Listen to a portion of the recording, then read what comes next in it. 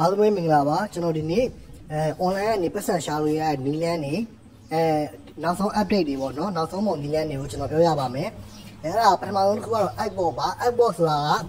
freelancer တွေနဲ့အလုပ်ငန်းရတဲ့သူတွေကိုချိတ်ဆက်ပေးတဲ့ website တစ်ခုပါအဲ့မှာသွားပြီးတော့အလုပ်ရှာတဲ့နီးနဲ့ပတ်စံရှာလို့ရပါတယ်နောက်တစ်ခုကကျတော့ Fiverr ပါ Fiverr ဆိုတာလဲဆို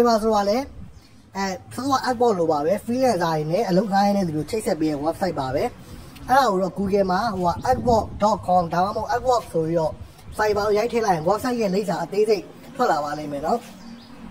နောက်တစ်ခုကကျတော့ Facebook page ပါ Facebook page မှာကျတော့ကျွန်တော်တို့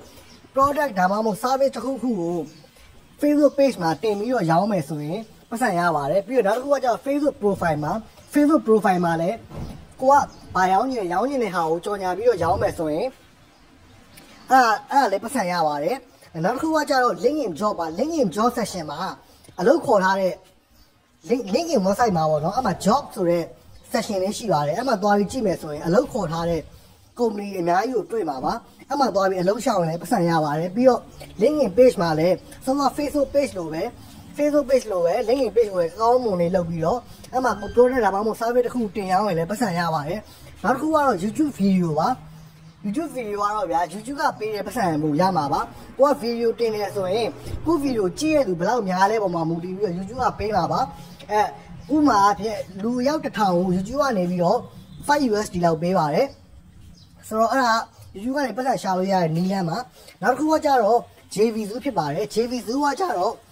ဒီJVZoo website မှာပေါ့နော် JVZoo website မှာက commission တွေကိုသူတို့တွေက commission စားအနေနဲ့တင်ပေးထားတာရှိပါတယ်ဥပမာ